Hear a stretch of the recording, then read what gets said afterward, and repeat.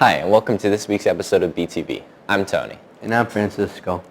Man, this year feels like it's gone by so fast. Yeah, we're already doing our course requests. I feel like we're doing them earlier this year, though. We are. The school year is coming to a close. It's time to start picking your classes for next year. Last week, counselors visited some English classes to help students with their course requests so students can get the classes they want next year. Parents will be able to review your choices in Parent View. You have the opportunity to pick your classes until Wednesday. Make sure to get your requests in so you can get the classes you enjoy. In addition to course requests, seniors are getting ready to take the FAFSA. FAFSA stands for Free Application for Federal Student Aid. It's a form you fill out to apply for financial aid for college or career school. This aid can come from the federal government, state government, colleges, or private organizations. To complete the FAFSA, you'll need your personal and financial information, such as your social security number, tax returns, and bank statements. It's important to fill it out accurately and on time, as it can determine the amount of aid you receive. It's recommended to submit it as soon as possible. Remember to check the deadline for your state and schools you're interested in. Wow, there's so much going on. Speaking of course requests, what classes are you interested in? I don't know. There's so many choices, but I need a fine arts credit. I'm not very musical. Not all fine arts classes require you to perform music. AP Studio Art is all about creating artwork. Really? Like what?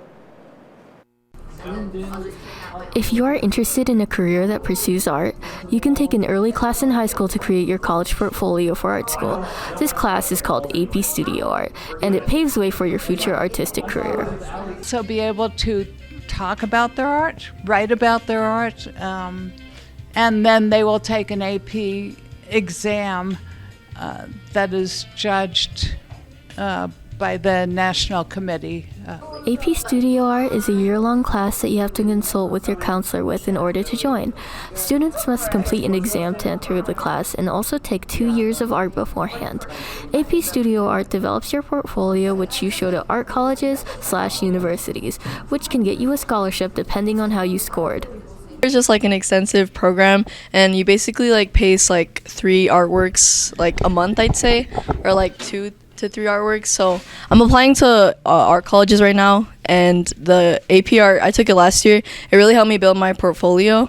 To conclude, AP Studio Art can assist you with developing an early portfolio and beginning your mastery at the study of art.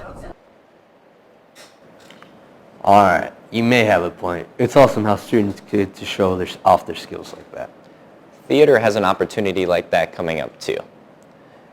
Theater delighted the audience with a night of laughter and spontaneity by performing an improv show called The Milk Carton in the lecture pod on February 22nd at 7 p.m. These students have dedicated themselves to preparing for this show since the beginning of the year to perfect their comedic timing and improvisation skills.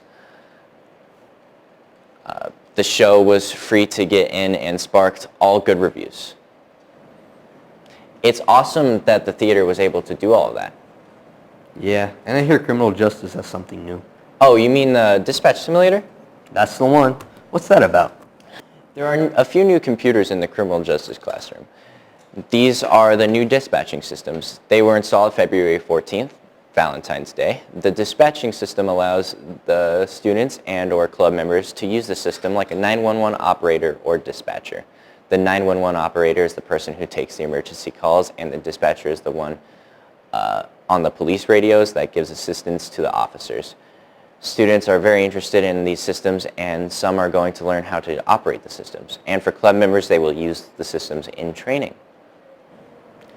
The money for these awesome classes has to come from somewhere.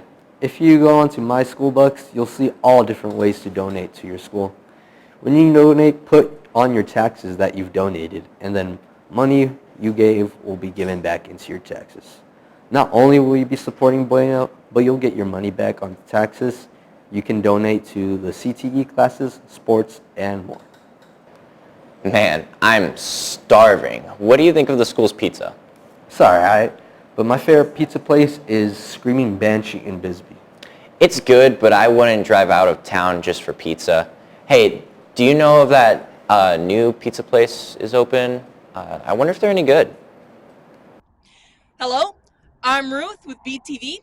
The cameraman is Mark Wills, and today we will be trying the new restaurant, R&R Pizza. R&R Pizza opened last week to the public, and people are already going in droves. With the business already being packed, please be patient with them as they try to get your pizza made. With a new small-town pizza parlor opening, what's the general consensus? Even though it's just open, I found it was really enjoyable. They are still trying to give learning everything, but they gave a wait time of when the food was being ready, and it came out way sooner than they had estimated. While people are enjoying R&R, what do our reporters think? All right, we just got back from our dinner, and I must say it was really impressive. The pizza was delicious. They use real cheese with it. It's got that nice stringy pull-apart texture. Everything's very well priced. And Mark here enjoyed the wings too. What was your opinion, Mark? Love the wings, not bad on spice, but I'm going to be quite honest with you. The pizza is actually really good, not too much sauce. The dough was just perfectly cooked. It's just everything about it I love. I hope this restaurant can do well, and that's all from me. Back to Ruth. All in all, we'd recommend going to R&R with your friends, family, or even date. That sounds good. I might go this weekend. Yeah. Now let's jump over to Asia with Sports Report. I missed the last few games. Hey Colts fans, welcome back to another BTV Sports Update. Girls soccer just made playoffs last week, but got knocked out with a hard loss against Chapel High School, the score being 0-8. Even though our Colts lost, their season was not a failure, going 9-7 and 1 tie, and also making the first round of the playoffs. Some top midfielders this season were Paige Goodman, Aaliyah Santa Maria, and Crafton Presnall. Keep your heads up, girls, and go get it next season. Spring sports have kicked off this month. Those sports being track, baseball, softball, and tennis. If you're interested in these sports, head to the athletic office and make sure your physical paperwork is up to date so you can get a practice permit for your preferred sport. Back to you, Francisco. On Wednesday, February 28th, Wayne High School is providing a showcase event from 5:30 to 7, where students can explore a diverse range of academic programs such as career and technical education, dual enrollment courses, enriching electives, and lastly, fine arts. This event will be presented on Wayne High School's campus, and everyone is invited. Due to construction, student lunch areas were limited.